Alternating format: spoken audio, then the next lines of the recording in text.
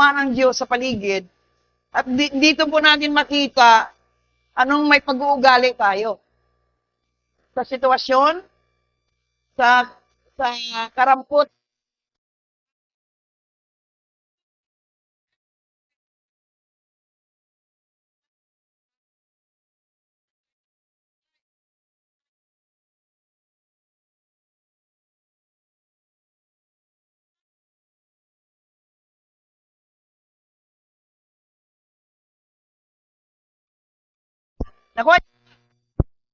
nakita natin ang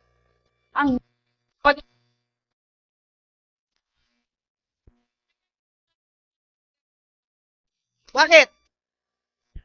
Doon natin makita kung magaspang pa ang pag-uugali.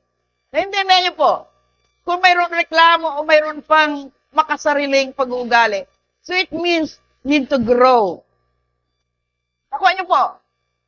Kasi ang aral natin dito, maging mabuting tao, mabuting Kristiyano, maging magpagkakaisa, united in one spirit. So ang mga elder po, kasi sila pong nakikita lagi dito sa church, sila lagi po ang punteriya ng kaaway. Kailangan nila lumabas sa kanilang shell. Nakuha niyo po, hindi pwede na sila na lang lahat ang ating titirahin, ipuntirahin. May mga pinagdaanan din ng bawat isa. Kailan nila makawala. In a short moment, a period of time, makita na sila po ay, ano sabi na narinig nyo? Ang saya-saya. Samantalang saya. Naintindihan niyo po. So yun pong contribute nyo, nanalangin kayo pa sa amin. Hindi nyo nagkaroon ng sama ng loob o nanakit o inggit o selos, na bakit sila lang? Ako nyo po, nung nauli kami dapat na mayroon ng pananalangin, na magitan, na makarating kami, makauwi kami maayos. At praise be to God, maayos po ang aming paglalakbay. Hindi namin alam ang aming pupuntahan na kung saan kami dadaan. Dadaanan pala namin matirik, matayog. Akala mo ilang pala pag na-building na akyatin. At salamat sa kamay ng Diyos dahil nakarating kaming maayos sa kabilang pangpang. Bago ka marating sa kabilang pangpang, daanan mo pa yung matirik. Kaya sabi nga ni Sir parang siko yung pagliko. Na kung sumobra yung backward, laglag ka. Sumobra yung laglag ka. Hindi sinasabi ni Daddy Hon na nawawala na pala ng preno. Naintindihan niyo po ba? Ano kayang puso nyo halimbawa kung ginawa na kami lahat ni Lord? May magsabi kayo, buti nga sa inyo, kayo lang kasi hindi kayo nagsama Hello! Nakuha nyo po yun. Or, Lord, ingatan mo sila, samahan mo sila, maging matagumpay ang kanilang paglalakbay. Kung ang puso nyo ganon, it means you are the son and daughters of the Most High God because you have concern to each and every one of your brethren. Naintindihan po ba natin? Yung resentment and anger, hatred, hindi yan sa Lord. So, ibig sabihin, you need to have the fruit of the Spirit para makita sa ating puso na hindi ka man sinama, wala kang aligot-got. Walang resentment, sila lang, buti nga, anong mangyari sa inyo, mabuti nga. Ibig sabihin, wala. You don't have that godly life. Amen? Gusto ko man kayo lagay sa aking balikat, pero wala akong magagawa, mabuti nandyan si Sister Jean. Amen? Kaya nga yung mga elder, ginihingarin ko sumama. Para sila mismo makitaan ng pagkakaisa. At nakita ko rin ang pagkakaisa. Sabi nga ng mga anak ko lalo ng panganay, promotor ka talaga, mama. Nakita yung video, kaya magbabato-bato-pick yung ni Pastora. Naintindihan niyo po. So, pinapagalitan ako kasi promotor daw ako. Hindi nga minsan, sabi nga ng Biblia, minsan maging bata ka. Like character. Pagkalimutan ng problema, sitwasyon, mga kagulumihanan, kaguluhan sa ating paligiran, para po ma-enjoy natin ang nature, yung kawangan Diyos, na minsan pa, ang Diyos po nagbigay na sa atin ng kalayaan, kagalakan, buhay, tagumpay, para mabigyan tayo ng labos sa kakomplituhan. Amen po ba? Yun po yun, mapalad si Sister Helen. Hindi ko man siya niyaya. Pero nakalusot. Nagulat ka mo ba kasama yan? Hindi ko sinabihan yan eh. Yun po para sa kanya talaga yun. Si Sister Helen, isa rin po sa mga paligi dito sa church. Lulubog lilitaw, naging palitaw sometimes. Intindihan niyo po? Yun po yun. So, hope and pray na kung gusto nyo next year, umpisahan nyo na hulug-hulugan kay Sister Wing. Naintindihan niyo po? Kasi, arkilahin natin pinakamahabang bus para makarating tayo lahat. Naintindihan niyo po? Yung, ano ba yung biyahe ng Quiapo at saka Antipolo, yung green G-liner. Gusto nyo ba yun? Ha? Yun po yun. Hindi tayo babalik dun sa lugar na yun. Ay, gusto pa natin umaba pa yung ating buhay. So, to make the story short, salamat. Nakita ko naman yung pagkakaisa nila. Nakita ko naman yung galak nila. Nakita ko naman yung transformation ng they know how to adjust in every situation. Amen? Kaya walang walang papampang, wala pong naging arte. So, glory to God. Si Sir po kasi, to be honest with you, kahit Tagaytay lang yan, pag malikot ang sasakyan, ilong na yan. May sasakyan na namin na seater na Toyota eh. Ano yun? May Grandelia, bago. 2.2 million yung sinakyan namin na sa manugang ko. Bago yun. Pero pag malikot yung manugang niya sa unahan siya, lilingon niya, nahilo ako. So, ganun talaga siya. So, sardinas pa kami nung oras na yon. Lahat na bagay namin sa unahan pa namin, hindi pa kagagalaw yung aming matuhod. Intindihan nyo? So, yung situation na yon, talagang hilong-kalilong siya kasi sa init, 2 gabi pang kulang tulog. Naging watchman pa siya nung gabi, 2:00 hanggang umaga, si Sir po nagbantay sa lahat. Naintindihan niyo po? Una si Dadihon, Sister Gina, ako, si Papa po ang nagbabantay sa mga natutulog sa ibabaw ng lamesa at saka sa loob ng tent. Naintindihan niyo? Kami po sa balkonahe, tag-isa kami doon, pero watchful tayo. Kasi po yung lugar na yan, parang you have that insight na paano kayo napunta doon? Hindi namin alam. Yun po magkatabi. Talea, Alexis, Lusoy, New Yorker, Sadayo, at sunod pa. So yan po parang yung resort. Pero isang dagat lang. Inindihan natin. Yun po isang bagay na sa kabila namin ay nandun po yung pansanlibutan sa masayaw at mga tugtog ng sanlibutan. Sa kabila naman, iba rin. So kami po doon, binigyan ng Diyos ng privilege. Sa gabi pa lang kami namagitan ni Sir mag-pray. Sabi ko, Lord, ibigay mo bukas na walang client na iba yung resort na aming pupuntahan. At sinunod. Pinagkalooban kami ng Diyos na walang tao, kami lang. Amen! Kami lang po nag-occupy na maghapon, magdamag sa lugar na yon, na highly favored life. Anong hiningi sa Diyos, binigay ng Diyos. So, hindi ka ba magagalak? Kaya lang, you need to be aware na may mga katabi kang resort na mga taga-sanlibutan because of their naglalasingan, inuman. Worship kami ng gabi through Daddy Hon. Sila naman, nilakasan din nilang volume na kailang music sa sanlibutan. Pero hindi kami nagpatinag, hindi po kami napigilan para magsamba sa Diyos sa oras na yun sabay. So, glory to God, yun po yung mga nangyayari na nakita natin, may labanan tayo sa ating kapaligiran, but we need to still to honor and worship the Lord. Kagaya kanina sa inawit, na mapalad, nagpupuri, sumasamba, mapalad, ang patuloy sa Diyos dahil sila po ay sinasama ng Diyos. At yun po nangyayari sa akin. Kaya mga kapatid, never in this world ang papabaya sa buhay ng bawat isa.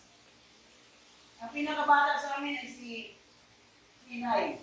Inay pa. Inay. Whatever. Siya po ang pinakabata. Siya ang pinaka-baby.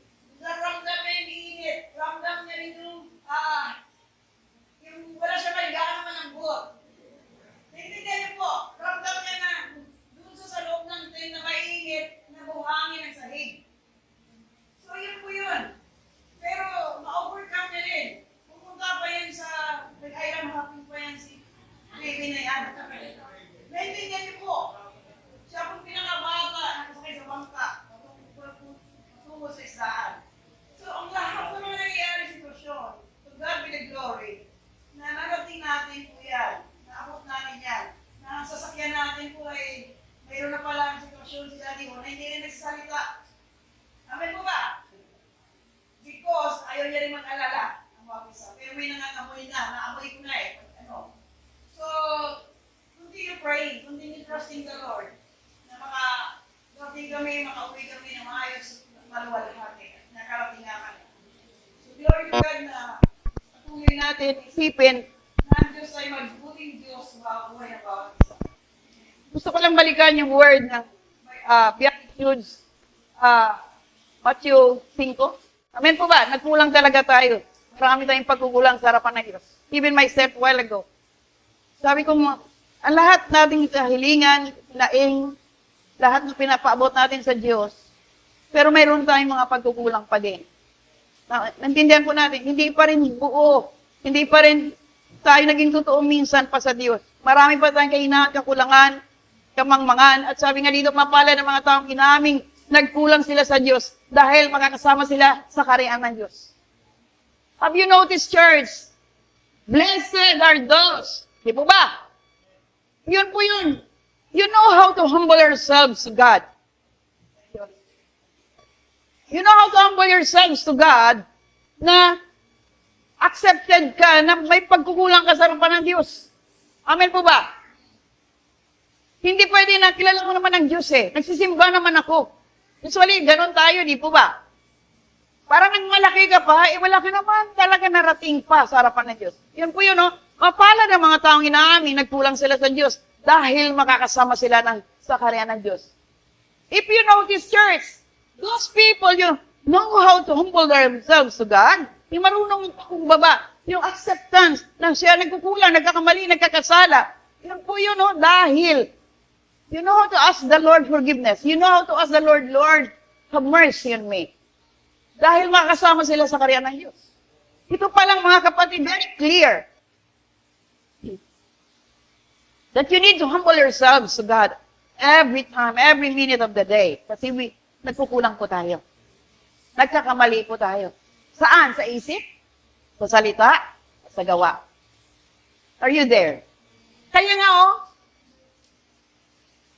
makakasama ka pala sa kaharian ng Diyos. Kung marunong kang umaming nagkasala ka, hindi sabihin mo pa, wala akong ginawa, wala akong kasalanan. Maayos ako, mabuti ako, tama ako. Usually, ganun ang tao. Intindihan niyo po ba? Hindi, nagsisimba naman ako. Mabait ako. Yung acceptance po they are in the presence of God, yun po hindi nakita ng marami. Pero kung nakaintindihan natin ngayon itong salitang ito, umpisa pa lang yan. Dahil makakasama sila sa kaharian ng Diyos. So those people are na masyadong mapagmalaki, stubbornness, rebellious. Hindi pwedeng gano'n na makasama ka sa kaharian ng Diyos kung mayroon kang pagmamalaki. Intindihan po natin, wala tayo ipagmamalaki sa harapan ng Diyos. Dahil tayo ay basahan lamang. Mapalad ang mga naghihinagpis dahil aaliwin sila ng Diyos. Bakit kaya naghihinagpis ang tao? Dahil ano nawala sa'yo? Ano po bang, ano po ang another word of naghihinagpis? Ang kanyang pag-ibig sa atin ay hindi nagmamaliw. Ikaw lang po yung mayroong kaisipan na diyan kaya ang Diyos? Mayroon kaya ang Diyos? Kaya ko ba ito? Hindi mo kaya. Kaya ng Diyos gawin para sa iyo. Amen. Sige, tuloy po natin. Inaano lang natin yung kanta kanina. Dito tayo dinala ngayon Mapalad ang mga mapagpakumbaba dahil mamanahin nila ang mundo. Gusto nyo ba magmana ng mundo? Parang dami problema ng mundo Parang kung ako lang, ayaw ko manahin ng mundo Manahin ko yung kalangitan, yung kaharian ng Diyos. Kasi mapalad ang mga mapagkumbaba dahil mamanahin nila ang mundo. Kasi kung ang mundo dala-dala mo bigat. Amen pa ba? Ano ibig sabihin nito mga kapatid? Mapalad ang mga mapagkumbaba. So it means if you are yung buhay mo ay humility and humbleness to God. Pagkaloob din sa iyo ng Diyos sa mga bagay na para sa iyo. Bigay din ng Diyos mga bagay na desire ng iyong puso at buhay. So yun po yung ibig sabihin, the humility and humbleness in front of the presence of God always. But through prayer, through asking the Lord's help, yun po yung isang bagay na you have everything because God is a perfect God that can give us all we need. You there? Parang wala na naman tao dyan eh. Malamig na nga, nagre-reklamo ka pa. Magantay ka, huwag ka masyadong makulit dyan. Intindihan po ba natin? Mapala ng mga mapakumbaba. So, number one thing, the life of a person, if you know the Lord, humility and humbleness is number one. But for example, hindi naman ako nagkasala, siya naman nag-umpisa eh. Ayoko lapitan yan. Sa maloob ko dyan. Hindi ako wala akong ginawa sa kanya. Siya yung may nag-umpisa eh. So, as a Christian church, wala na tayong ganong pag-ugali. Kung kailangan lapitan natin, kausapin natin, kahit wala kang ginawang mali, kasalanan, then you need to humble yourself, na abutin mo siya para siya magising ng lahat ng bagay ay hindi niya kayong gampanan kung hindi dahil sa yung pagpakumbaba din na lapitan. Ganon ang papel natin. Ganon po ang ating role sa mundong ito na to reach more people for God's kingdom through your life. Ikaw muna nagawa, ikaw muna na bago, ikaw muna na ayos para ipakita na ikaw ay gawa na ng Diyos. Kaya pala ng mga magpakumbaba. Sino prideful pa dito? Ayaw mong patawad kasi wala na siya ginawang mali. Yun po ibig sabihin, you don't know how to swallow your pride. So, ang mga Kristiyano lagi, swallow your pride. Sige lang. Kaya nga ang turo ko lagi, overcome evil by good. Lutuan mo ng pansit, abutan mo. Hindi na niyo po ba? Kung may mabibili ka pang mas masarap dyan, bilhan mo, abutan mo. Sign of humility and humbleness. Sign of love. Yan po yun, mapalad. Kuha niyo po yun. Overcome evil by good. Sige, next. Ganda po eh. Mapalad ng mga taong ang hangad ay matupad ang kalooban ng Diyos dahil tutulungan sila ng Diyos na matupad yun. Do you understand what is saying there? What is written in that? So you are blessed kung ang iyong puso, ang kaisipan, to follow and obey God's will in your life. Palad ka. Sino na po dito sumusunod na sa Diyos? Bakit wala? Paano ka naging mapalad kung hindi mo sinusunod ang kalooban ng Diyos? Kaya, hindi ka pa mapalad kung hindi ka sumusunod sa kalooban ng Diyos. Kasi hindi ka tutulungan talaga ng Diyos na matupad ang iyong mga pangarap. Sige, magbanat ka ng buto. Ikaw lang, na walang Diyos sa buhay mo. Habang tumanda ka na lang, ganun ka pa rin dahil hindi mo nayaan gumawa ang Diyos sa buhay. Kaya yun, kapalad ng mga taong hangad ay matupad ang kalooban ng Diyos. So ano ba ang hangad natin, mga kapatid? Ano bang hangad mo? Sige nga, close your eyes. Ano po ang hangad mo sa kapanahunan ito? Sa kapanahunan ito, the end times, critical period, ano pong hangad mo? Masunod bang kalooban mo o ang kalooban ng Diyos? Dahil sabi nga dyan, tutulungan ka ng Diyos na mangyari ang kalooban, ang mga bagay na iyong minimiti. So, yun po yung desire natin dapat to serve God. Do the will of the Father. Amen? So, palad ka lang kung sumusunod ka at tinutupad mo ang kalooban ng Diyos sa buhay mo. Dahil sinabi naman dyan na, tutulungan ka na Diyos. Naintindihan ba natin binabasa natin ngayon mga kapatid? Do you understand the word na tutulungan ka ng Diyos kung ikaw ay tumutupad sa kanyang kalooban? But many of us here, hindi will ng God ang sinusunod. Sarili ang sinusunod. Yung nais lamang ang sinusunod. Sabihin mo, mahalin mo yung kapwa tulad ng pag-ibig mo sa iyong sarili, yun pa lang, hindi natin nasunod eh. Yung mahalin mo ang Diyos sa buong puso, buong isip, buong lakas. At ibigin mo yung kapwa tulad ng pag-ibig mo sa sarili. Yan palang kalooban ng Diyos, marami pa rin hindi nakasunod. Kaya ngayon nagre-reklamo, bakit hirap pa rin ang buhay? Bakit may problema pa rin? Misery pa rin ang buhay. Marami pa rin suffering. Marami pa rin sitwasyon na hindi rin may kagulumihanan. Why? Because you are not following to honor God in your life through doing the will of God in your life.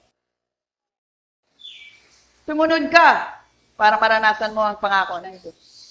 Even in our family, in our children, in our loved ones. Of course, ang magulang gusto makita lagi maayos sa mga anak. Ang tingin ng mga magulang, maging mapabuti ang mga anak. Iwan ko lang kung may magulang dito na gusto niya maging masama mga anak niya. Wala. Ibigay lahat ng pagod, sakripisyo para mapabuti ang mga anak.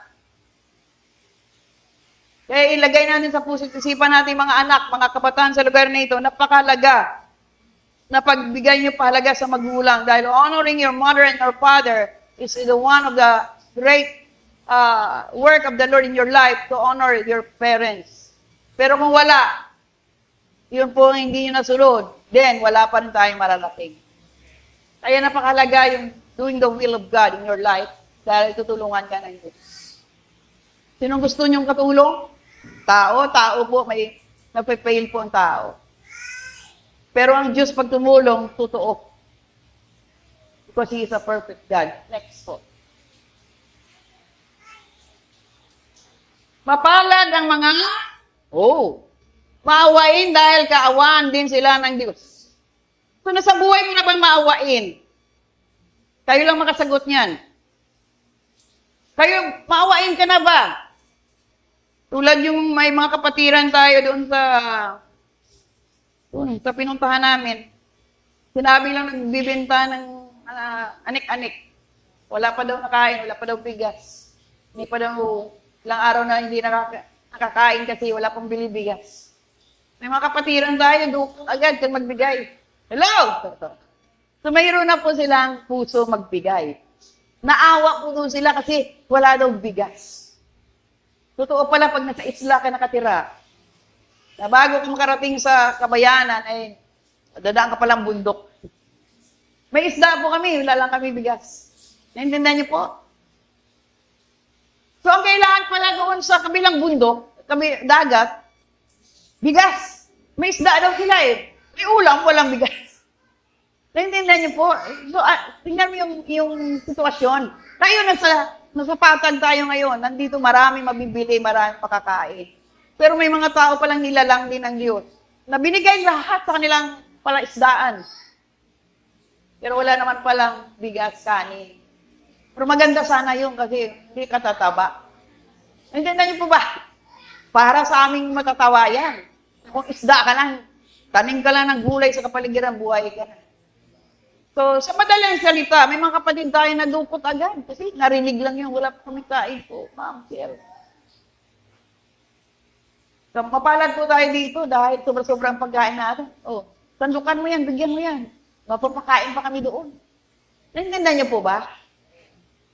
Yun po ang kilos ng Diyos. Pag if you have concern to those people who are in need, you know how to help them. Marunong kang umunawa, maawain ka, mahabagin ka tulad ng Diyos na pinaglilingkuran natin. Amen? Kaya huwag natin ito sa puso't isip natin, akin to eh. Sa amin lang to, wala na dapat tayong tignan. Huwag na tayong maging makasarili. Walang ka na nga, nagbigay ka pa, papalitan ng Diyos yan. Amen? Hallelujah. Na-experience nila ko eh. Sila po, yung mga kapatiran natin, yung mga naglalako-lako, andun sila, tumpok sila. Babaratin yung mga nagtitinda para lang magkaroon. So, hindi na ako nakikipag-agaw. Yung asawa ko nandun din, nambubudol din sa mga nagtitinda. Gusto mo tumakas, mura lang. Sabi ng nagtitinda, 350. Hindi, 200 lang, pipilitin pa yung nagtitinda. Hindi sir. Hindi, 200 lang. Yung mga ganang eksena, makikita mo. Pero, may kagalakan naman dahil, bakit nakita ako doon sa dulo? Sa dulo ko, sa likod sa handanan doon sa kubo. Pinuntahan talaga ako. Bago ako, pero, ma'am, 3 araw na po kami walang benta, wala kaming bigas. Tayo, patay tayo dito. Sir Wing, tundukan mo ng kanin dyan. Pastura, kakainin pa natin ito mamaya. Sige, bigyan mo lang. Ayaw niyo si Sir Wing kasi kakainin pa daw ng kapatiran yung kanin. Inuwi lang nga, ang dami-dami sobra. Nakuha niyo na wala ka ba? Nakuha niyo po, nagkalala siya kasi kakainin pa daw ng kapatiran. Sabi ko, bigyan mo lang. Sumunod naman, binigyan. So, sa madaling salita, natuwa yung mama. Naintindihan niyo po, wala namang balak bumili dahil budget. Wala ka namang budget mamili. So, hindi ako tumitingin. Kasi ang Lord kasi, He knows you. Kilala ka ng Diyos. Alam ng Diyos ang needs mo. Alam ng Diyos ang desire mo. Alam ng Diyos yung hilig mo. Sa Amerika pa lang, nakita niyo to? Malaki, no? Paralas ng silangan. Sabi, lagi ako doon sa Tipon City, may paggawaan ng perlas doon eh. $500, di ko kaya yan doon. Sa Pilipinas na lang pag-uwi. $500 is almost 20,000. So doon na ako lagi silip-silip. Magkano yan? Magkano yan? Uwi na naman, di naman nakabili kasi sayang eh. Pag napunta na rin ako ng Boracay, nakapunta ng Palawan, punta kung saan-saan. Ang presyo mahal. 10,000, 8,000. Noong oras na yun, sabi ng mama, bigas lang mo. Sige naman, bigas lang mo. Gumagano-ganon. Sama yung tsura niya talaga. Wala akong pambili dyan. Wala. Sige naman, magkano ba kaya mo? Magkano ba yan? 10,000 na naman. 10,000. Noon ako kukuha ng 10,000. Naintindihan niyo po? Ha? Ang laki. Tignan niyo gano'n kalaki. Ngayon, sabi ko, Lord, kung bibitawan niya 2,000 to, akin para talaga itong regalo mo sa akin, Lord, ah. Si Lord yung kausap ko. Let's hear it. Matagal ko na rin, many long years ako na rin, hindi ko mabili-bili. Araw-araw ko doon sa seafood, eh. Doon ako nanonood. Sabi, pag binigay ito, Mams, 8,000, 7,000, 5,000, hindi ka malis na. Hanggang hindi talaga siya malis. Kasi anak niya daw sa Mindanao, humingi pera. Nangutang pa daw siya sa kapatid niya para lang daw may punan. Magkano lang ba pera mo, ma'am? 2,000 lang pera ko. Sabi ni sir, 5,000. Tinignan mo siya na masakit. Nagtatawa ng 5,000. Saan sa kukuha? Ngayon sabi ko, 2,000 lang. Ma'am, gano'n na naman siya. So, sabi ko, Sir Wing, may 500 ka ba? Hiniram ako kay Sir Wing, oras na yon. Nagbigay. Nirelease niya nga, 2,000. So, nagdagdag ako para pang bili niya ng bigas. So, madaling sinita mga kapatid. Hindi ko gusto eh, kasi mahal na eh. So, sabi ko, Lord, pag binitawan ito ng 2,000 na wala ng presyo, $150. Kung i-convert ko, $50 lang yan eh. Fake man yan o original. Nakatulong ka sa tao. Kasi kailangan daw ng anak niya sa Mindanao ng pera. Hindi natin alam ano nangyari. Sa akin to help. So hindi ikaw So, nakita niyo po sa verse ngayon, naka-perlas. Yun po yun. Hindi ko na sinuot ngayon. Wala naman eh. Baka ma-hold up ako. So binigay ng Diyos yung heart ko. Kaya nga mapalad eh. Naintindihan niyo po, hindi pagmamayabang. Wala po ako intensyon na magyabang. Ang ano lang, bakit naibigay niya sa, sinabi ko lang sa heart ko, Lord, kung 2,000 bitawan niyo to, akin talaga. Naintindihan niyo, pambayad ko yung kuryente, huwag niyo sabihin. Pambayad ko kuryente, binawasan ko. Namuali po. Kaya nang tanong yung panganay ko, napagalitan ako. Sabi niya na, wala ka pang kuryente? Hindi, okay naman. Ano po ka magalit? Sabi ni Bunso, bakit kayo sa papag natulog, mama? Bakit hindi? Hindi kayo sabi kasi kung napupunta pala kayo sa resort, dapat nadala mo kayo, makakuha kayo ng mayroong matulugan. Hindi na, okay na kami, nakauwi na nga eh. Sa intindihan niyo po, ayoko rin maging burden sa mga anak ko. Kaya yung pambayad ng kuryente, pero okay na. Okay na, natupuno ka na. Kompleto na naman. Si Lord talaga palakpakan natin ang Diyos. Amen! Yun po yung kapatid na mga minamahal ko sa lugar na ito. Minsan nagdududa pa tayo sa Diyos Ang Diyos po hindi natin pwedeng pagdudahan dahil pag nagbigay yan, ganap sakdal yan. Amen? Trust and believe God will perform His miracle, sign and wonders into your life. If you trust and believe. Kaya tuloy po, Kuya Luis, mawain po ating Diyos. Paano rin mga taong malinis na? Ito ang gusto ko Gusto nyo rin ba itong ganitong salita? Mapalad ang mga taong may malinis na puso dahil makikita nila ang Diyos. To desire to have the pure heart. That your heart always pure. Malinis ang puso. Pag malinis ang puso, wala kang ginagawang isipan na negatibo against other people. Wala kang motibo sa puso na ma-abuse mo ibang tao. Kaya malinis ang puso mo. Ang puso mo lagi mahabagin, maunawain, mapagmahal. Tulad ng puso ng Diyos. Kaya you need to purify your heart through your life. Kaya pag malinis ang puso mo, walang masamang tinapay. Kaya yung sabi ng mga kapatiran si pastora na lang lahat, si pastora na lang lahat. Nanay, hinaloko pa nila ako noon sa dagat nanay. Puro na lang kayo nanay.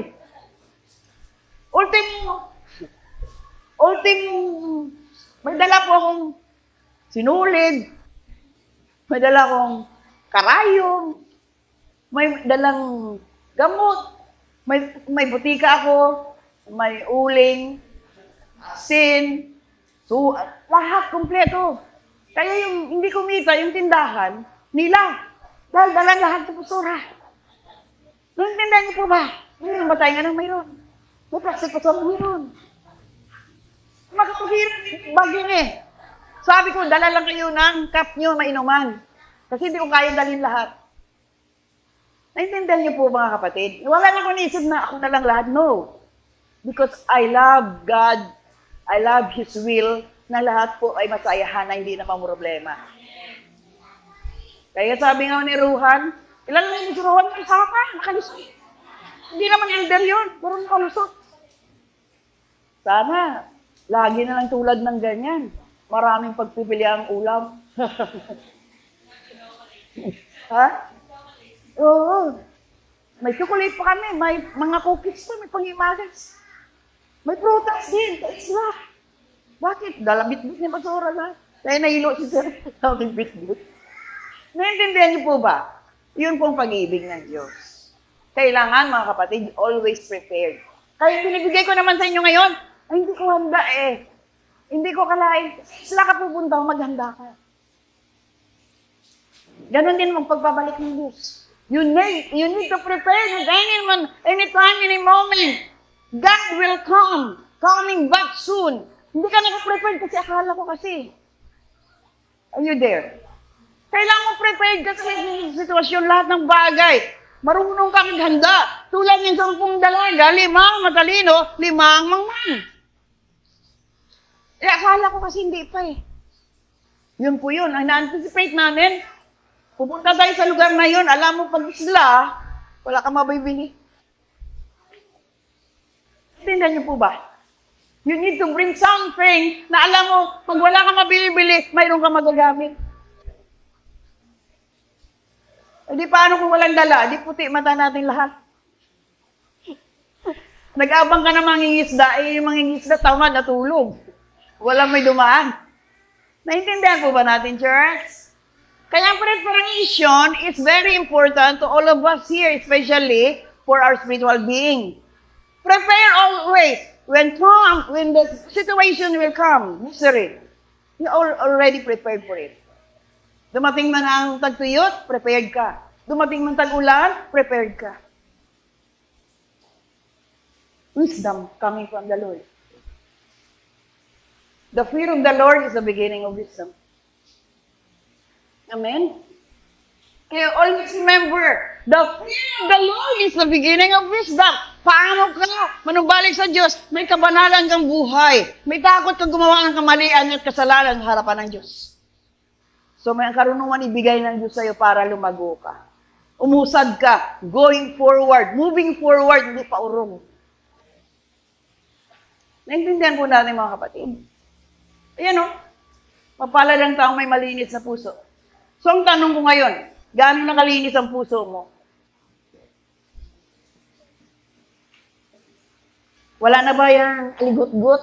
Ano bang aligot-got? Bisaya kasi yun eh. Hinanakit, puso. Yung puso mo talagang kirot-kirot lagi. Pag nakita mo yung kaibigan mo nag-umangat, gusto mo siya ilahin pababa, siraan, paninirang puri ka na naman. Intindihan niyo po ba?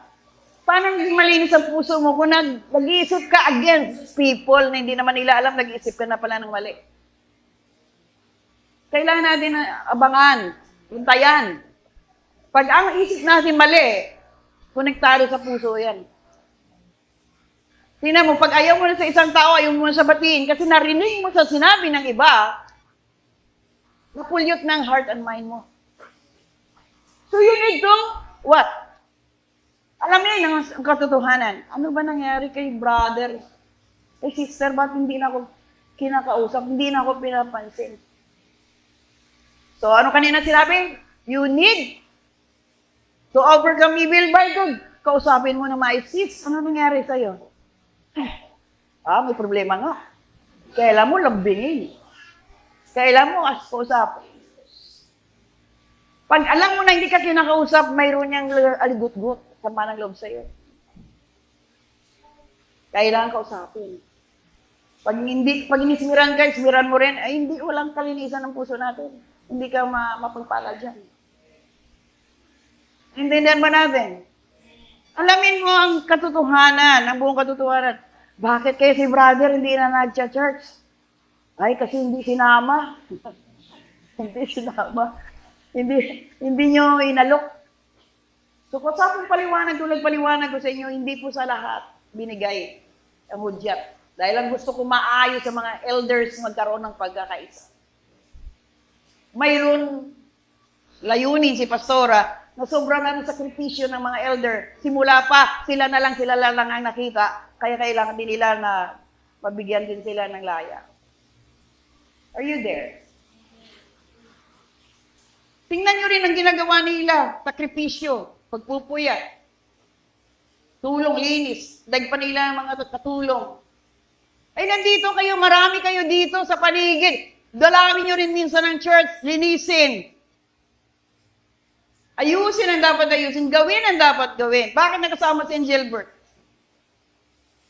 Prepare kayo ngayon, ginawa niya itong stage ng Lord. Na walang nag-utos. Libre. Sa kanya na material siya pag gumawa. Hindi ba? Dapat siya i-reward. Amen. Kaya ako na mismo nagsabi sa kanya, pwede ka ba sa Martes, Brad? Gusto mo ba sumama? Kasi nakita ko ang gawa ng Diyos sa puso at isipan niya. Sino ang nagpapalamig sa inyo pag linggo? Kahit wala na sa pera, magbibigay sa soda, pero bawal yun. Dahil dun mananaba sila, maging diabetic sila. Naintindihan niyo po? Hallelujah. Huwag niyo sila bigyan ng soda.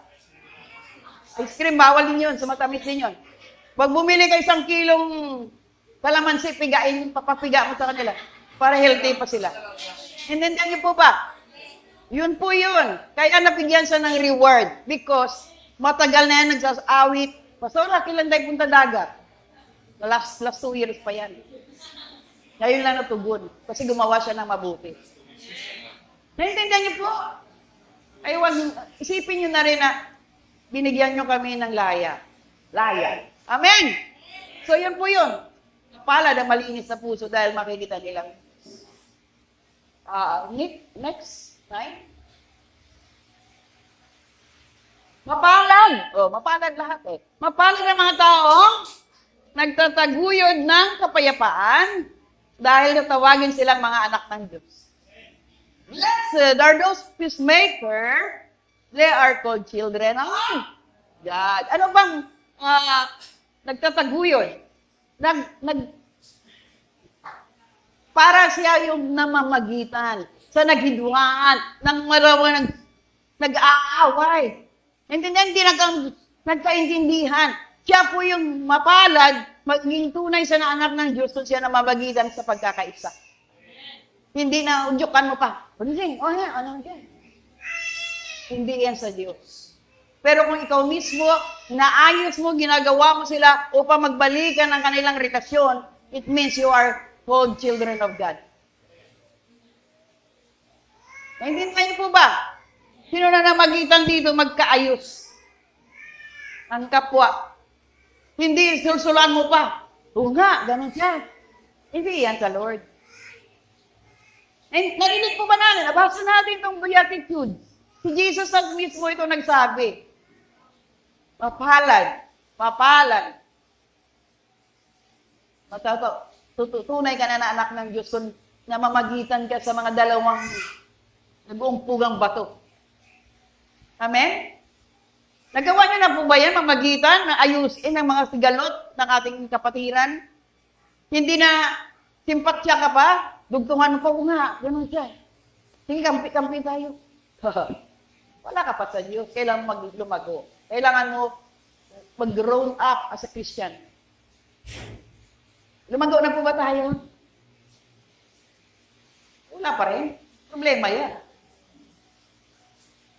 Yan o. Namamagitan ka sa mga hindi nagkakasundo. Tatawagin ka pala na anakan ng Diyos. Amen? Wow. Parang wala naintindihan kayo ngayong hapon ngayong araw Sige po tuloy. May mapalad pa ba, Kuya Luis? Yan ang pinakuli ng mapalad. Sige pa, buksan pa.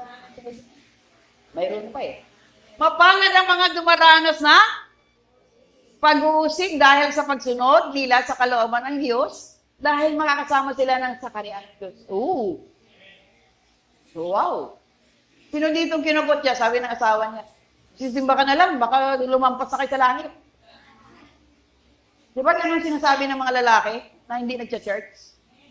Simba ka na simba, may Bible study ng Wednesday, mayroong Friday, may Saturday, may Sunday, may Monday pa minsan. Baka sumubra na kayo sa langit. Pag-uusig po yun. Pero ano sabi dyan? Mapalad ang mga dumarang na pag-uusig dahil pagsunod nila sa kalooban ng Diyos. Dahil makasama sila sa kaharian yun pong reward natin. Yun ang abangan natin. Makapiling natin ang Diyos sa pagbuhay habang panahon. Makapasok tayo sa kanyang kaharian. May persecution man ikaw ngayon hinaharap. Akala mo Christian ka na. Ba't ganyan ka pa rin? Mahirap ka pa rin.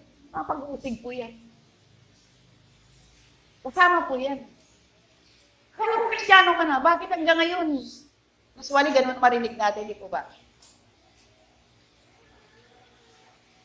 Pakita nyo nagliliwanag kayo sa iba. Pakita nyo totoo kayo sa iba. Para wala silang makita kapintasan sa buhay nyo. Are you there? Yun po yun, Basta makapasok tayo sa kaharian ng Diyos. Makapasok tayo sa hinanda ng Diyos. Mahalaga po ang pagsunod sa kalooban ng Diyos. Dahil may dinaranas man tayong pag-uusig, pagputya, as long as we can enter into the kingdom of God, yun pong mahalaga. Kaya nga, bakit kayo sinabi ng Diyos sa kanyang kapayagan? 2 o 3 nagtitipon sa pangalan ni Jesus. Di po ba? 2 or 3 God in the name of the Lord. I am in the midst of them. Ibig sabihin, kunti lang talaga. 2 lang o 3. Ang nagtitipon nandiyan po ang Diyos. Kaya nga dito sa church, kunti lang ang bilang. Hindi natin magsunod tayo lahat. Hindi natin na makapiling natin ng Diyos habang buhay, habang panahon. Na magkaroon tayo ng puso na pagsunod sa Diyos sa kabila ng mga pagsubok sitwasyon. Nakita niyo po, may storm. Ano pangalan ng storm ngayon? Ahon, whatever. Yun po manatili ibang bagyo? Manatili ba yun mga ilang buwan? No. Dadaan lang po yan. Ganon din sa ating buhay spiritual. May pagsubok, may sitwasyon. But we can overcome all these trials and testing in life if we have God, the huge God, the Almighty God in our lives. Kaya ang bagyo, lilipas. Sino ngayon may bagyo sa buhay dito? May pagsubok. Hallelujah. Bukas wala na yun. Iiyak mo lang sa Diyos, pagkatiwala mo sa Diyos, sabihin mo sa Diyos, ikumpisal mo sa Diyos, hingin mo sa Diyos, then the Lord will set you free. Amen po ba? Kaya po alam kong pinagladaanan niyo. Some of you here, pakiramdam mo, ikaw na lang lumalakad mag-isa. Pakiramdam mo, ikaw na lang kung sumusunod sa Diyos because the rest of your member of your family hindi naniniwala sa iyo. But don't stop. Don't quit. Be still. Know your God. Huwag tayo pwedeng hadlangan sa paglapit sa Diyos. Huwag tayo hadlangan sa pagsamba, pagpupuri sa Diyos, kagaya ng itinabi sa awit kanina. Dahil yun lamang po ang pribileyo na maibigay natin sa Diyos, na marunong tayo magsamba, magpuri, umunawa, magmahal, magbigay pahalaga sa Diyos. Kaya yung alap at apoy mo sa Diyos, huwag mo hayaan pandap-andap. Huwag mo hayaan mamatay niyang apoy kunti. Muli ka man ang balik sa Diyos at sabihin, Panginoon, samahan mo ako, tulungan mo ako sa binaranas ng bagay na ito. Because without God, we can do nothing. Amen? Kaya sabi nga nila, alalang-alala sila kay Sir nung pauwi. Kasi nakita na nila si Sir, hindi na puti, yellow na eh. Nakuha niyo po, yung pawis niya, yung mukha niya, rupay-pay na eh. So, of course, una-una ako mapektuhan. But because of my belief and trust my God, Lord, ikaw naman nagbigay buhay, ikaw rin may karapatan. So, binigyan ako ng wisdom ng Lord na nandun po yung massage mo yung buong para magka-circulate. Tapos, trusting God, believing in God. Yun po isang bagay na salamat sa Diyos kasi yung faith mo na-develop na po eh. Sabi nga ni Ate Lina, saan ba yung mayan? Takbo nyo na, takbo niya po sa malapit na clinic. Doon na yung karanta. Oh. Amen? Yun po yung mga kapatid. Dumadanas tayo lahat. Walang exempted dito. Pag hindi ka nakaranas ng buhay na may pag-usig, pagsubok, ibig sabihin abnormal ka. Magtanong ka na. Pero kung naranasan mo yan, naramdaman mo yan, mayroon ka feelings, emotion, everything what happened in your situation, it means normal ka. Pero you need God in your life. Hindi mo kaya yan. Hindi ka magician na isang magic mo lang. Ang mahalaga po kasama mo ang Diyos. Mahalaga po katuwang mo ang Diyos. Ang mahalaga po malaki ang Diyos sa buhay mo para maranasan mo ang kanyang kapangyarihan, the powerful God that we have. Amen po ba, church? Yun lang po ang susi. Kaya nga, relationship with the Lord, hindi religion. Your relationship with God is very important. Paano kayo nakipag-ugnayan sa Diyos? Paano ang Diyos sa buhay mo naghari? Paano mo siya pinalagahan? Higit pa sa lahat ng bagay sa buhay. Amen po, church? Gusto mo makita ang karanasan ng makapangyarihan niyo sa buhay mo, sumunod ka muna. Pangunahin siya, seek first, again and again. So, mayroon ba bang privilege? May mapalad pa ba? Oh, mayroon pa rin mapalad. Mapalad kayo kung dahil sa pagsunod ninyo sa akin, ay iniinsulto kayo. Nandiyan na pala. Di po ba pag once naging totoo kang Kristiyano, maraming mga bagay na hindi mo mapaliwanag. Paparinggan ka, mga Kristiyano yan, ano lang yan. Mga buang nga ganyan. Naintindihan niyo po ba? Hindi nga buwang eh. Burn again. Nasunog na sila. Pag sinabing burn again, hindi born. Burn. Nasunog na mga... Yun na nga. Papalag kayo kung dahil sa pagsunog niyo sa akin na ininsulto kayo. Marami po yan. Inuusig at pinaparatangan ng masama. Mayroon tayong mga kapatiran dyan, naranasan ngayon. Dati, kaibigan niya eh. Kasama niya. Ngayon, sinisiraan na siya. Binibintangan pa siya ng kung ano-anong paratang na masama. Amen po ba? Mag-alak ka. Cheer up. Dahil kasama mo na ang Diyos. Ang tao, madali po yan magbago. Pero ang Diyos hindi magbabago sa buhay mo kung pinigyan mo siya paglaga dahil sa pagsunod mo. Amen po ba? Kaya wag ka, don't worry. Kung pinag-usapan ka sa trabaho, yan dati kasama natin yan ngayon. Bakit tahimik na yan? Hindi na nagluluko yan. Luluko-luko sila eh. Ikaw, okay ka na eh. Intindihan niyo po ba? Are you there? Kaya huwag ka malungkot, huwag ka umiyak. Lalo ka cheer up. Magalak ka kung may pag-uusig ka naranasan. Dahil kasama mo. Ipagtatanggol ka ng Diyos. Iyayaan ka pa ng Diyos. Ano? Yun po yun. Hallelujah. Ano? Kaya pala, maranasan mo pala, no? Akala nyo okay pag Kristiyano ka, ha?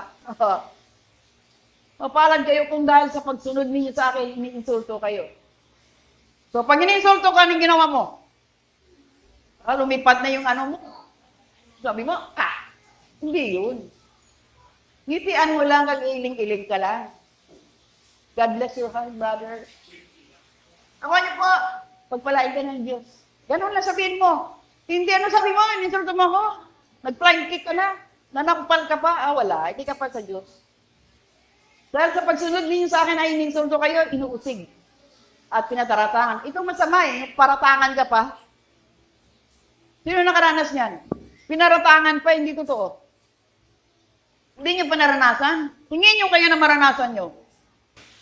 Sino po yung sinagsabi? Ganon din ang ginawa nila sa mga propeta noong una, kaya magalak kayo dahil malaki ang gantimpala niyo sa langit. So, huwag niyong kalimutan itong pangako ng Diyos, ha? Na bago mangyari sa iyo, may nangyari na sa mga unang nagtuturo. Mga propeta, mga lingkod ng Diyos. Kaya magalak kayo. Ano sabi ko kanina? Cheer up, be joyful. Magalak ka dahil malaki ang gantimpala niyo sa langit. Ito po yung pangako ng Diyos na dapat natin hawakan. Ano man narinig natin sa kapaligiran, sa ating sitwasyon, following the Lord, following God's will, ang mahalaga, ang gantimpala na piniprepare ng Diyos para sa lahat sa atin. Amen? Wala ka na dapat resentment o magkaroon ka pa remorse or whatever. Dapat di na ako nag-Kristiyano eh. Dapat di na ako na born again eh. Wala na tayo dapat ganoon. Pasalamat ka pa, nabot ka ng Diyos. Pasalamat ka, kinahabagan ka pa ng Diyos. Pasalamat ka na unawaan mo ngayon na may salita ng Diyos, may banghel yung Diyos na pinaabot sa'yo upang mabago ka, nagawa ka, pora, may gantimpala ka sa langit. Amen, church? Masarap po talaga yung unawaan yung salita ng Diyos. Hallelujah. Can we open our Bible in Pahayag, Revelation chapter 19? Revelation, Pahayag 19, 11 to 21. Sige, basa tayo.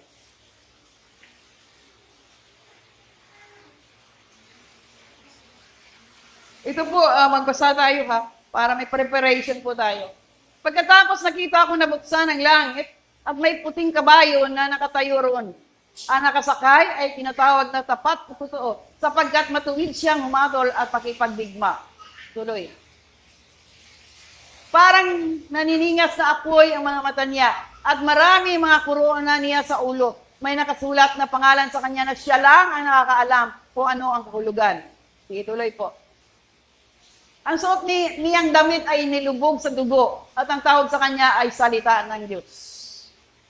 So it means, kung balik tayo kanina sa umpisa, balik ka sa 11, Kuya Luis, kasi sa 13 na suot niya, damit na lubog sa dugo at ang tawag sa kanya ay salita ng Diyos. The Word of God Himself. Pagkatapos nakita kong nabuksan ang langit at may puting kabayo na nakatayo roon at nakasakay at tinatawag na tapat at totoo. What do you think, church? Sino ba ito? In John, in the beginning was the Word, and the Word was with God, He became flesh. In the beginning was the Word, became flesh. Naintindihan niyo po ba? Sabi kanina sa 13, ay salita ng Diyos. Siya po nakatayo roon at nakasakay sa tinatawag na tapat at totoo, sapagat matuwid siyang matol at magipagdigpa. So it means the Word of God Himself is God. Yung pinag-aralan natin mga ebanghelyo, salita ng Diyos, mismo ang Diyos, ayun po para sa Kanya. At kung naunawaan niyo pagpalaga sa salita ng Diyos, ang ebanghelyo ng Diyos, mismo ang Diyos. Kaya palaga natin ang salita ng Diyos. Palaga natin ang nais ng Diyos. Palaga natin ang katuruan ng Diyos. Amen? So, ibig sabihin,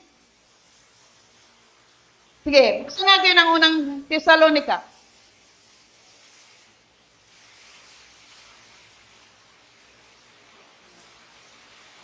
Thessalonian. Isipin niyo mabuti yung binasa natin ngayon sa pahayaga. Ito po, revelation na po ito. Na the Word of God Himself is God. Siya na po yung balik sa 13 kay kanina. Sige po, sandali. Para hindi po kayo makonfuse. Lumukso na tayo eh. Ang suot niyang damit ay nilubog sa dugo at ang tawag sa kanya ay salita ng Diyos. Tuloy mo nga. Sige, buksan mo pa. Sinundan siya ng mga sundalo mula sa langit. Nakasakay din sila sa mga puting kabayo. At ang mga damit nila ay malinis at puting-puti. Ito na po yung pagbabalik natin, Panginoon, the rapture. Sige po. Mula sa bibig niya ay lumalabas ang matalas na espada na gagamitin niyang panlupig. Sa mga bansa at pamahalaan niya sila sa pamagitan ng kamay na bakal, ipapakita niya sa kanilang matinding galit ng Diyos na makapangyarihan sa lahat. Amen? Tutuloy po natin basahin pa. Sige, bago tayo lumipat doon sa isang... Sa damit at sa hita niya ay may makasulat, hari ng mga hari at Panginoon ng mga Panginoon. Sino po kaya ito? Do you understand, church? Sino po itong sinasabi, hari ng mga hari, Panginoon ng mga Panginoon?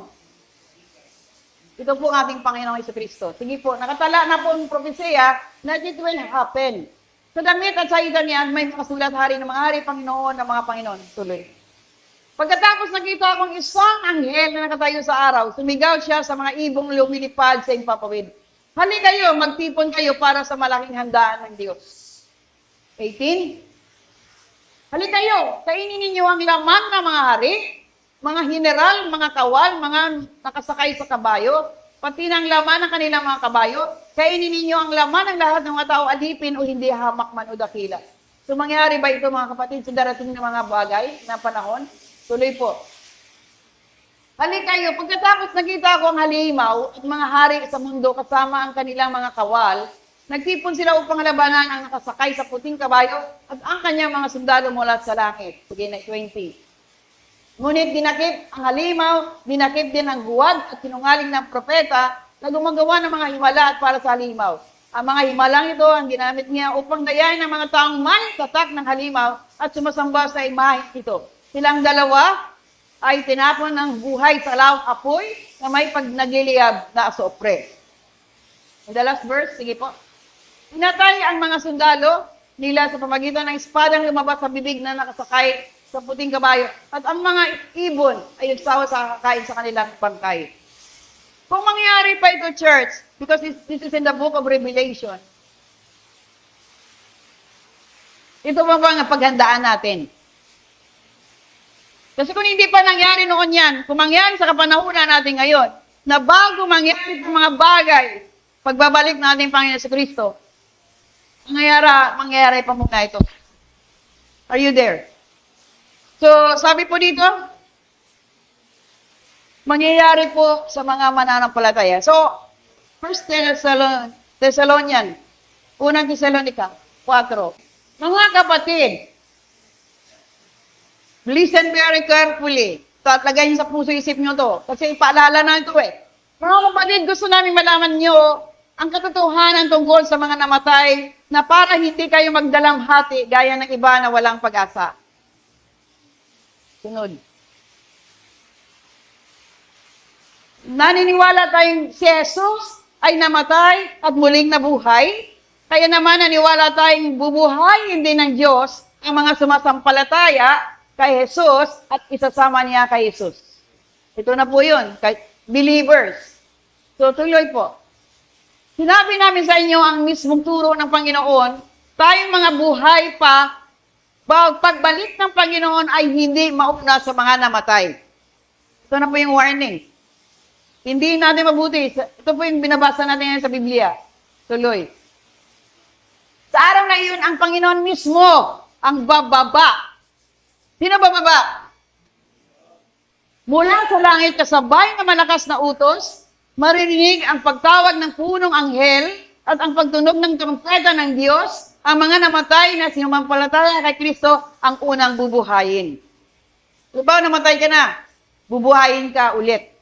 Amen. Hallelujah. So tuloy, para walang kumulik. Pagkatapos ang mga buhay po sa atin sa araw na iyon, halimbawa buhay ka pa, bumalik ng Diyos, ay kasama ninyong dadalhin sa mga ulap, ito na po yung rapture, para salubungin ng Panginoon sa himpapawid. So sana ito lang, no? Salubungin natin ang Diyos.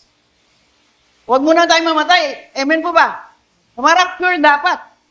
Salubungin ang Panginoon sa himpapawid at makakasama na natin ang Panginoon magpakailanman. Tuloy po. Sige. Kaya nga mga kapatid, pasiglayin ninyo ang isa't isa sa pamagitan ng mga aral na ito. So that's why it's very important to read you the Word, to listen to the Word. Kasi through the Word, God gave us strength. Mas strengthen yung faith natin. Mag-develop yung faith natin. Magkaroon tayong lakas na antayin natin ang Diyos sa pamagitan ng kanyang salita. Kaya mga kapatid, siglayin ninyo ang isa't isa sa pamagitan ng mga aral nito. Kaya nandito kayo every Sunday, every Wednesday, every Friday, palakasan po. Every Saturday, because each and every one of us, pinapalakas natin ang panampalataya ng bawat isa. Together, God's people, magkakaisa. Para po, kung may kahinaan, may kakulangan, nandoon ka magpuno. Understand, church? Kaya kailangan din po ang maging katuwang ka sa gawain ng Diyos. Kaya nga mga kapatid, pagsiglay ninyo ang isa sa pamagitan ng mga aral na ito. Tuloy po. Okay, 4:13. So, ibig sabihin, napakahalaga ng buhay mo sa bawat isa. Amen. Sinabi ng Panginoong Jesus, sino nagsabi? Makinig kayo, malapit akong dumating. Dala ko ang aking gandipala para sa bawat isa ayon sa mga ginawa niya. So, ibig sabihin, si Jesus na mismo nagsabi na babalik siya. Makinig kayo, malapit na akong dumating. Dala ko ang aking gandipala para sa bawat isa ayon sa mga ginawa niya. So, God will give a reward to those. Kung anong gawa mo, bibigyan ka ng Diyos ng reward kung anong gawa mo. Pero kung wala kang ginawa, may reward ka ba? May ginawa ka na ba sa harapan ng Diyos para ikaligtas na kapwa mo? Nag-abot ka na ba ng buhay para makilala sa Diyos? Yun pong nais ng Diyos, mga kapatid. Walang sinabi ng Diyos, matulog ka lang kumain, tapos na. No. You need to do something to follow God's will in your life. Sige po. Ako ang Alpha at ang Omega, nga ang ibig sabihin ang una at ang huli, o ang simula at ang katapusan ng lahat. Pahayag 19.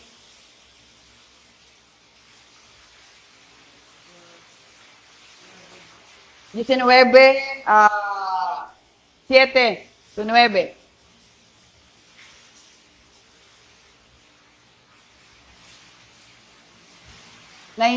Yun. Magalak tayo at magsaya at purihin natin siya sapagkat dumating na ang oras ng kasal ng tupa at nakanda na ang kanyang nobya. Sino kaya ito? Ito na po yun, may babalikan ng Diyos upang pakasalan. Kasama ka ba sa kasalang ito? Ito ang mithiin natin mga kapatid, na babalikan tayo ng ating groom. Hallelujah. Ito po yung marriage supper of the Lamb. Sige po. Ay, pinagsuot siya ng damit na malinis, makinang at puting-puti. Ang ibig sabihin ng puting damit ay ang mabubuting gawa ng mga binabanal ng Diyos. May nagawa ka na ba ang mabuti? Mga mahal kong kapatid sa lugar na ito. Damit ay ang mabuting gawa ng mga pinabanal ng Diyos. So, nagliliwanag ka, nagniningning ka, kung nagawa ka na at binago na ng Diyos ang buhay. So, ito po yung nais ng Diyos makita sa atin, kalinisang buhay, kabanalan, katwiran ng Diyos. Dahil, yun po ang babalikan ng Diyos sa kanyang pagbabalik. In verse 9, sinabi sa akin ng anghel, isulat mo ito. Ayun, marinig nyo na naman ulit. Mapalad ang mga inimbitahan sa handaan sa kasal ng tupa, at sinabi pa niya totoo ang mga sinasabing ito ng Diyos. So remember last July, ito pang topic natin ng anniversary. Ay, kita niyo po ba? Salamat sa buhay ni Sir Shane, si Syra at ni Ropa. Sila po yung nakaranas ng Marriage Supper of the Lamb na theme natin dito last July. And I praise the Lord kasi buhay pa rin kayo hanggang ngayon nandito kayo eh. Naintindihan niyo po ba? Kayo po yung inabot ng Diyos. Kayo po yung ginabagan ng Diyos. Kayo po na tinawag ng Diyos. Kayo po yun, hindi kami tumawag sa inyo. Ang Diyos na mismo yung nagtakda na makilala niyo siya at marinig niyo siya. Amen? Because ang salita mismo ng Diyos ay Diyos. At you are here. Amen? So, yun po yung sinabi. Sulat mo ito mapalad ang mga inibitahan sa handaan ng kasal at tupa. Sinabi pa niya, totoo ang mga sinasabing ito ng Diyos. So, hindi pala ito kwento lang ng barbero. Ito po nakatala na babalik ang Diyos para pakasalan ang kanyang mga hinanda. In Lucas 19, Luke. Sige po, kunting tiis ba dyan? Marami tayong kakainin dyan, kunti lang tayo eh. Luke chapter 19, 30. Sinabi niya sa kanila, pumunta kayo sa susunod na nayon. Pagpasok niyo roon, nakikita niyo isang batang asno na nakatali. Hindi pa ito nasasakyan ng kahit sino. Halagan ninyo at dalhin ito. Ito po yung paglapit na ng Diyos na nakasakay sa asno. Sige po, tuloy. Kung may magtanong kung bakit ninyo kinalagaan ng mga asno, sabihin ninyo kailangan ng Panginoon. Ito yung sign of humbleness of God. Hallelujah. Kaya lumakad ang dalawang inutusan at nakakita nga sila ng asno ayon sa sinabi ni Jesus. Yung pagpasok ni Jesus ito sa Jerusalem. Kaya lumakad ang dalawang inutusan at nakakita nga sila ng asno ayon sa sinabi ni Jesus. So, nang kinalaganan nila ang asno, tinanong sila ng may-ari, bakit ninyo kinalagan iyan? Sumagot sila, kailangan ito ng Panginoon. So nakita niyo mismo yung pagsunod. Naintindihan niyo po?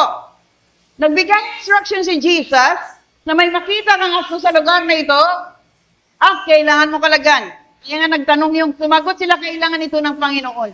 So it means, as a follower of Christ, every time we hear the instruction of God, we need to follow and obey. Amen? Dahil ang utos ng Diyos through His Word. So kailangan natin palagahan ang utos ng Diyos, hindi ang utos ng tao. Kaya nga, kinalagan nila, tinanong pa sila. Balik tayo sa 33, sandali. Nang kinalaganan nila ang asno, tinanong sila na may-ari. May-ari nagtanong, di po ba? Ikaw ba, pakialaman mo, hindi ikaw may-ari? Bakit ninyo kinalagan iyan? Balik tayo sa 34. Sumagot sila, kailangan ito ng Panginoon. Sino binigyan niya palaga? Yung may-ari ng asno o yung Panginoon? So yun po yun, church. Sometimes sabi ng asawa mo, huwag ka pupunta sa church. Kailangan kong kapiling ka lang. Kailangan kong may kayakap. Kasi maulan. Ito na masusunod. Ang sinabi ng asawa mo, sabi ng Diyos, dumalo ka sa gawain ko, Hebrews 10:25. Nabuhan niyo po. Sabi ng asawa, hindi malamig, labing-labing lang tayo muna. Sino malaga? Sinabi ng Diyos na huwag niyo kaligtaan ng pagtitipon. Of course, ito na hindi sumagot sila, kailangan ito ng Panginoon. Tuloy po. Bakit napunta tayo sa labing-labing? Hallelujah. Dinala nila ang asno kay Jesus at sinapi nila ang kanilang mga balabal nila sa likod ng asno at pinasakay si Jesus. Tingnan yung pagpalaga ng mga lingkod sa Panginoong Jesucristo. Di po ba? Ang balabal po nila para lamay masakyan ni Jesus. So pagpahalaga sa Diyos. Tuloy po. Habang nakasakay siya sa asno papuntang Jerusalem, Inilatag ng mga tao ang kanilang mga balabal sa dadaanan niya. Have you noticed, church, the importance of honoring the Lord your God in your life? Nakita nyo? Habang nakasakay siya sa asno papuntang Jerusalem, ano pong ginawa ng mga lugar? Inilatag ng mga tao ang kanilang mga balabal sa dadaanan niya. That is sign of respect and honoring the Lord. Pagpahalaga sa Diyos, higit pa sa lahat ng bagay. Tuloy po, sige po. Nang pababa na siya sa bundok ng mga olibo, at malapit na sa Jerusalem, nagsigawan sa tuwa ang lahat na nagasunod niya at nagpuri ng malakas sa Diyos dahil sa mga himalang nasasiyan nila. Tuloy po. Sinabi nila, pinagpala ng Panginoon ang haring kanyang pinadala, mayroon na tayong magandang relasyon sa Diyos. Purihin ang Diyos sa langit. Yung mga awit nyo kanina, yan po yan. Tuloy din po, sige. Sinabi sa kanya ng ilang pariseyong kasama ng karamihan, Guro, sawayin mo ang mga tagasunod mo. Bakit kaya? Tuloy po, sige. Pero sinagot sila ni Jesus. Sinabi ko sa inyo kung tatahimik sila, ang mga bato na ang sisigaw na ng papuri. Amen. Kaya kailangan po ang ating tinig patungkol sa Diyos ay dapat itong umaalingaw-ngaw. Hindi tayo tahimik pag patungkol sa Diyos. Palaga natin ang nais ng Diyos para mapakilala natin ang Diyos sa ating mga buhay. Kaya si Jesus na mismo, sinabi ko sa inyo kung tatahimik sila, ang mga bato ang sisigaw ng papuri. So, ibig sabihin, ang nilalang ng Diyos, marunong magpuri sa Diyos. Magpasalamat sa Diyos, magpahalaga sa Diyos. Tuloy po, sige. Nang sakapit na sa Jesus sa Jerusalem, at nakita niya ang lungsod, umiyak siya para sa mga taga roon. Almost done, sige po.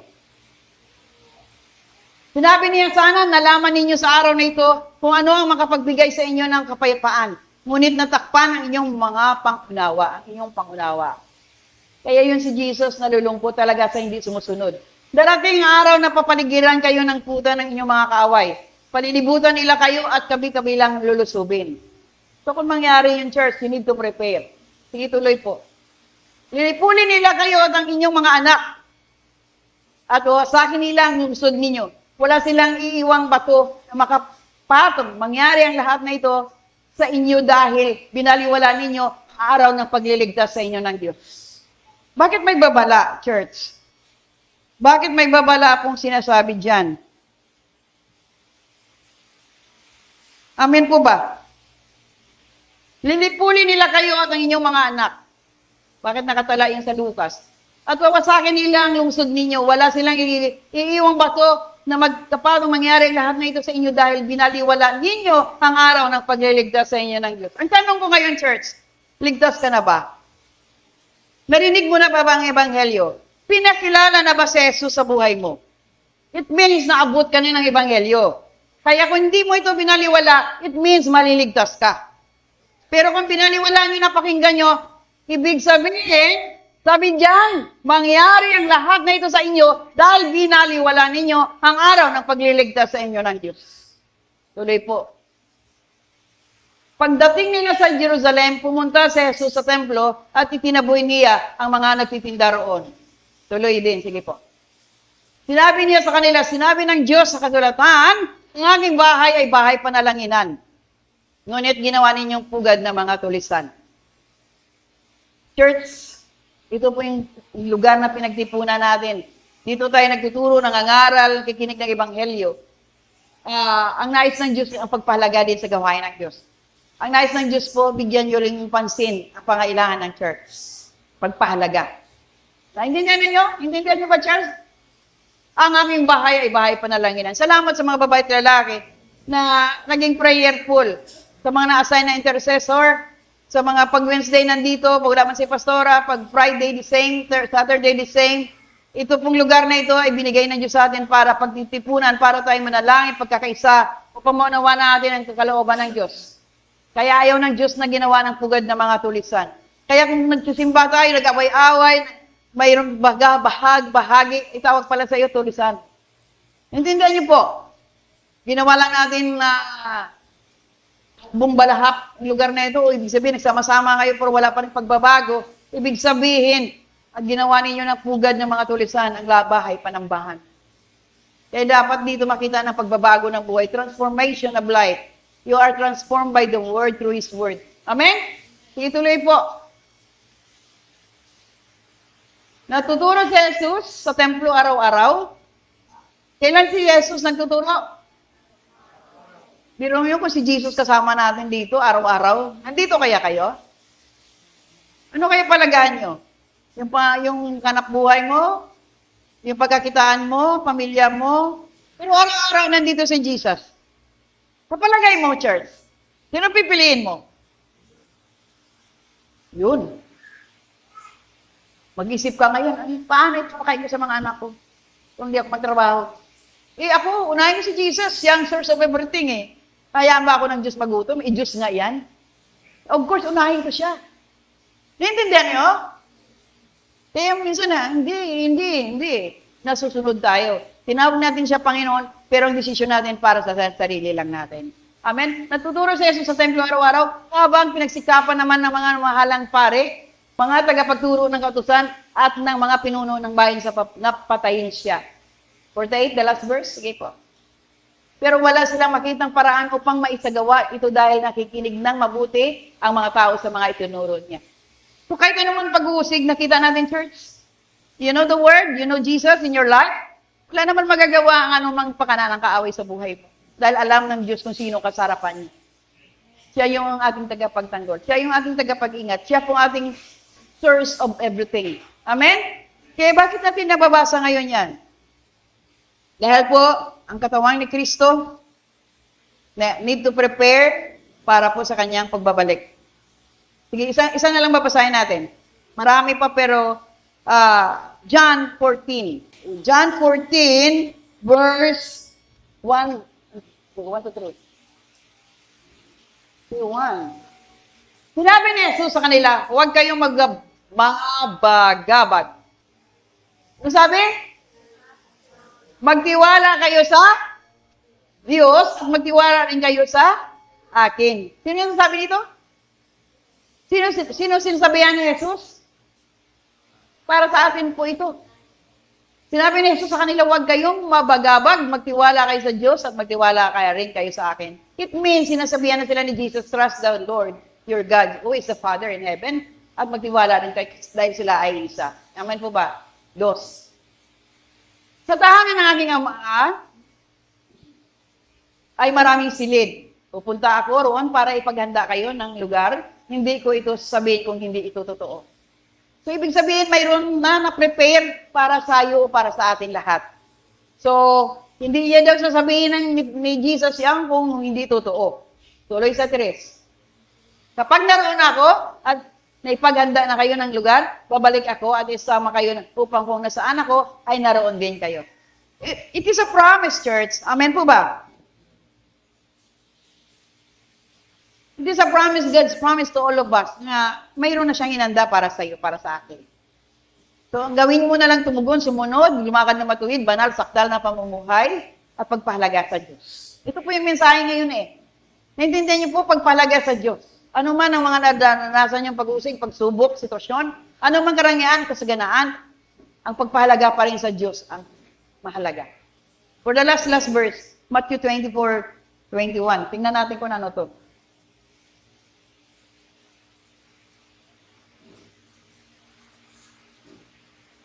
Sapagkat sa mga panahong yun na yun.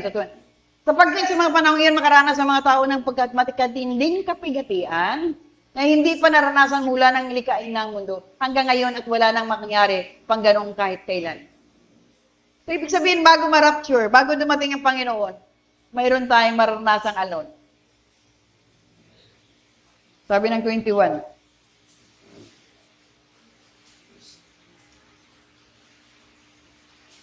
Prepare na ba tayo? Church, kapag sa panahon yun, makaranas ang mga tao ng makatinding kapigatian, napakatinding kapigatian na hindi pa nararanasan mula ng likain ang mundo hanggang ngayon at wala nang mangyari pang ganoon kahit kailan.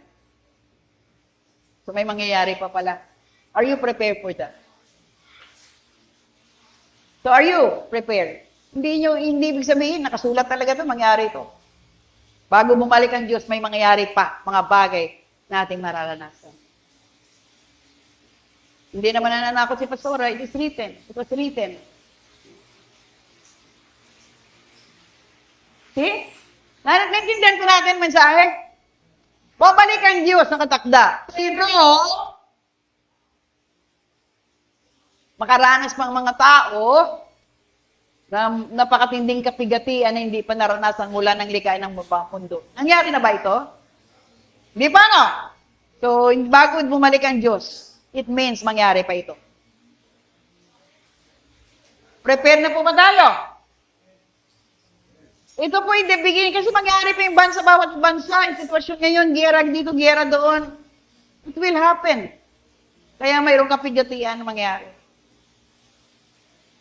May pera ka, wala kang mabibili. Tindihan niyo po. Wala ka talaga.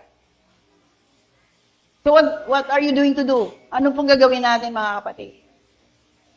Ibigay na natin ating puso, kaisipan, buhay sa Diyos. Para hindi masayang ating paglilingkod. Pagiging matuwid. Pagiging banal, dal na pamumuhay na may takot sa Diyos. Amen? Yun lang. Tapos enjoy mo na ang kaharian ng Diyos. Enjoy mo na ang nila ng Diyos na reward. Ang kanyang kaharian. Sa ngayon, may pag-uusig. Mayroon na narinig kayo? Sa ngayon, may pag-uusig. May pagtitiis. Sa ngayon, mayroon pong luha pa. But when you are with God, no more tears, no more pain. Kaya yung marami sabi, why, He's in home in heaven. Nang nabubuhay sa hindi kilala ng Diyos, tapos He's in heaven. Niwala ba kayo niyan? Ngayon pa lang yan, daan nyo ng buhay sa harapan ng Diyos. Yung malinis na puso. Buhay, lakad, akbang, sa harapan ng Diyos.